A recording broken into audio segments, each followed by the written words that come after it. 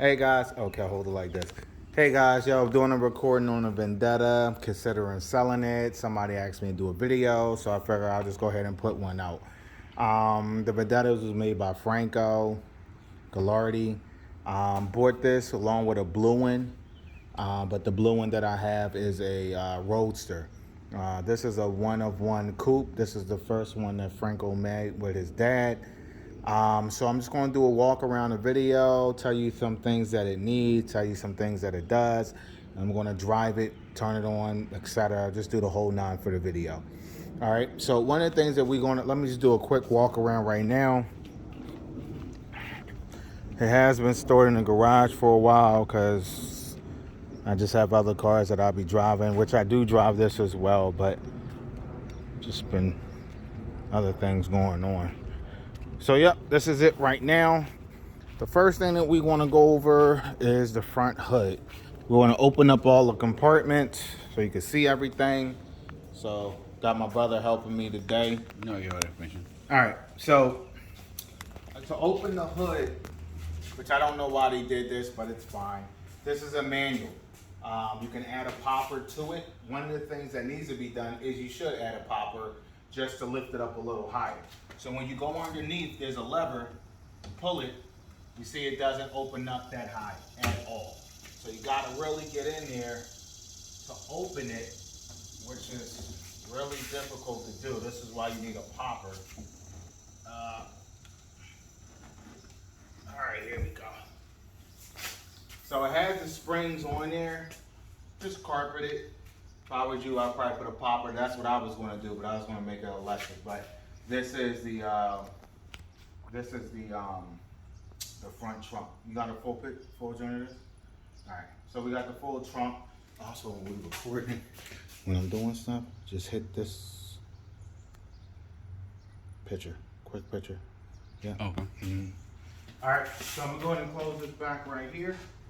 Now along the car, you're gonna see a bunch of accents like this silver stuff under here. There is a grill behind it. Again, I did not do anything to this car. Franco sold it, then somebody else started doing things on the vehicle. Does not have a windshield wiper. That's what I'm adding on to the blue Vendetta. Of course, all the cars that I do or I have, I add a windshield wiper if it's not one there. Got the lights right here. They tinted the lights. And if you come over here, this is the gas, just a quick pickup, gas tank, nothing special. If you wanna, now to open the door, I'm gonna open the doors for you. To open these doors, there is no button outside, which you should add. The power gotta be on to the car, and when you open up the car, got a key fob, but you have to turn the power on in the car. I don't know why they did that, but they did it. So this right here is the door opens up. In order to, now on this door right here, the window motor went out, so I had to order another window motor. I do have the window. I took the motor and the window out. It's nice out, so, and it's garage kept, so no water comes in here anyway. The mirrors are not their manual. They are not electric. To open up the other door, all you have to do, come up a little bit. To open up the other door, you just need to pull this latch right here from the inside. Does not open from the outside. There we go. Does not open from the outside because you can hear the actuator needs to be replaced. So that's another thing. While we're inside the car, let me just show you a couple of things that the guy, not Franco, the guy did. So he added this kill switch right here. Without this kill switch, it will not turn on. So now it's off. You turn it down, that's the kill switch. You put the key in, you turn it, but it's still not on. So what you got to do next is, it's on right now. The next thing is you put your, 1 second. You put your foot on the clutch, brake, and then the engine start is right here.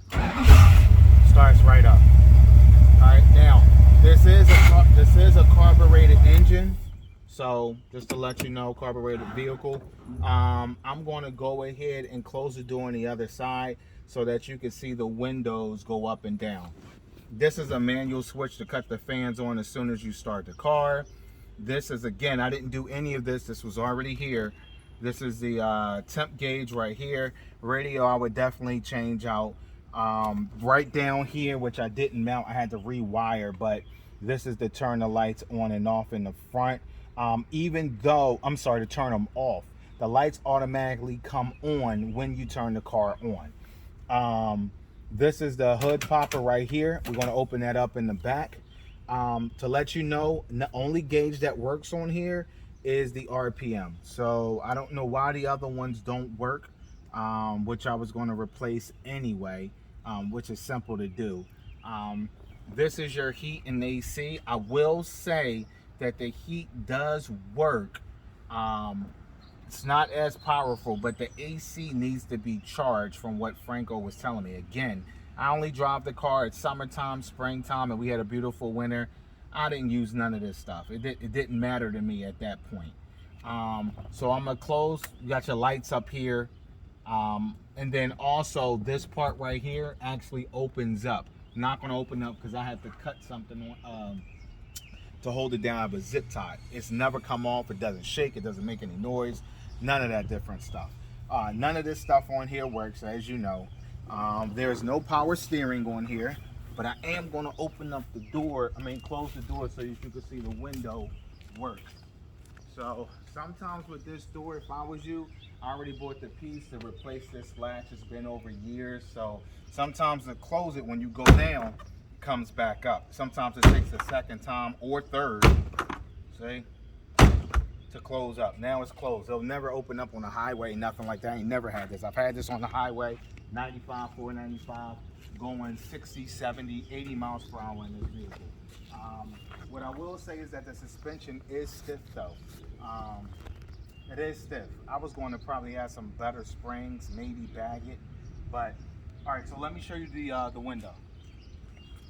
So on the window over here, very simple, car on, key on.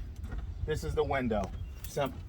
Up and down. It's slow because I ain't got the car on, but up and down as you see. No problems at all. Okay? Turn the car off. Now let's go to the back.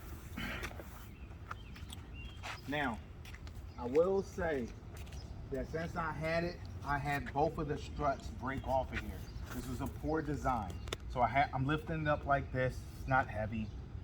So it goes up like this. The problem is unfortunately, when they built it, I don't know why, they put the contacts right here on the side. Very flimsy, into fiberglass. So if I was you, I would just weld a little bar, which I was going to do anyway. Very simple to hold them up, and the contacts on the left and right. Again, Franco did not do this. The guy that I bought it from did this. They added that right there, which is a kill switch, highly unnecessary. This is the carburetor right here. They added this right here for overflow, which is fine. Has dual radiator. That's the trickle I keep on each night just to keep the battery up. Not to say it's dying, but I just keep it on there, all my cars, for trickle, because not many of them I drive. So if you look back here, you see the lights. He used LED lights for brake lights, stationary lights. When I start it up, you'll see everything come on. I'll cut on the rear. That's the I'll cut on all the lights so you could see them. Another thing too is that what I was saying, things that I would do if I was you, it does need to have upgrading cooling. I would not the radiators, but the fans. It don't put out enough CFM to I don't think that could cool that well. I haven't had a problem, but sometimes when I cut the car off and I'm like done driving it, I will actually see it go a lot higher than it should, and I'll just leave the radiators on. It don't hurt the car at all. I will say you do need a pulley, you do need a belt. When I started this morning, I didn't hear no squeaking. Probably could be because of the humidity, I'm not sure, but I didn't hear that. Another thing too, remind you, these silver things Franco did not put on here. Also, this is glass or some type of oh, why is it slipping my mind? Or some type of plexiglass, but it's the strong one. It's slipping my mind. But yeah, that's what that is. That's not. And then I think this peels off, and there's a grill behind it. This sits on a Fiero suspension. I will say when I bought it, he told me that it had the Hell suspension on it. Actually, hold on, let me just check real quick. Oh, okay. Yeah. So there's no Hell suspension on here. Now let me say this right now. I didn't look under this car because the blue one that I bought had the Hell suspension on it. Had the 13-inch brakes front and rear. When I got, and I live in Virginia, he was in Tennessee. So when I got it and I got it home, probably like literally 4 months later, I realized it did not have the Hell suspension on it. So it's just a regular Fiero suspension. If you come over here, you put these brake dust things on the rear. I guess it does look nice though, I'm not gonna lie. You can't see what's going on underneath, but you can tell in the front there was no upgrade. These are the original Fiero brakes. Like I said, the blue one I got, all the suspension was already done. Has the 13-inch Corvette brakes, Hell suspension, Corvette rotors, and the upgraded Willwood calipers. Like I haven't done anything in this car because this was the next car to go into the garage to start working on. So what we're going to do right now is I'm going to, back up. Engine. It's a 350 small block with a jet rag transmission, 5-speed. I truly believe that when I was doing it, I would change out the flywheel to just make the shifting a little bit more smoother. I don't know if maybe they'd used a different flywheel. It's not as smooth as I want it to be, but that's not nothing big to do. Like I said, I was going to do an overhaul on the engine anyway. Not much, but another thing too is a lot of wiring that they did in here. I don't agree with the wiring. I would do a lot better job. I mean, guys, builders, you guys already know. But once you start getting into it, you can do whatever you want. But like I said, you can, the day one, you can take this and you can start driving it with no problems. So I'm gonna go ahead and start it up real quick. Also, I put the exhaust back here was the original Fiero. I took that off, took it to a muffler shop, and had them put on a different muffler. Just to make it sound a lot more aggressive, better than what it was, because it was terrible. All right, so I'm gonna go ahead and start the car up right now, and I'm gonna go ahead and so Kevin, when I start it up, come around now. The lights are going to come on right now. Lights on, Kel, back here? No, yeah. here, Huh? up here. Oh, they're back here. So right now, you see the bottom lights are on. Take a picture too. You see, we're taking a bunch of pictures? Yep. So right now, hold on. Right now you see the lights are on. I'm gonna hit the switch. The other ones came on, guys? Yeah. No, right now they're off. I'm sorry. Hold on. The other one's already on. The other ones are on, yeah. Yeah, you showed that. All of them on now? Yeah. Yep, there we go. So if you turn it in the car, the top will go off. If you turn the car off, the bottom ones will go off. But the bottom ones run the whole time. Let's go around to the back real quick to look at the lights. Like I said, these are on in the back. I'm gonna hit the brake. Yep. They lit up, right? Yeah. All right, so they lit up right here. So what I'm gonna do is I'm gonna go ahead and turn it on. I'm gonna drive the car down so you can see it. This car is low. Even though my brother has a slope right here, gotta still turn it out. So, let me go ahead and start it up. Again, this is carbureted, so you gotta press on the gas a couple of times, maybe like 3 or 4 times, turn everything, and then it's an instant start.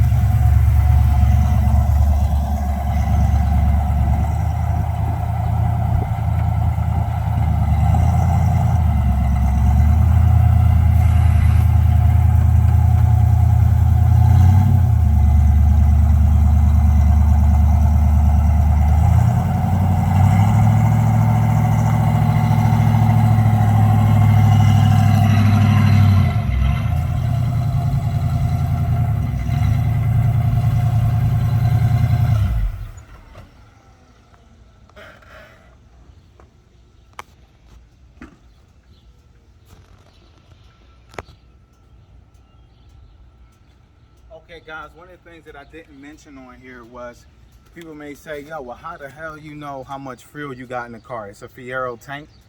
I know how many miles I can go. So I fill up when I need to fill up.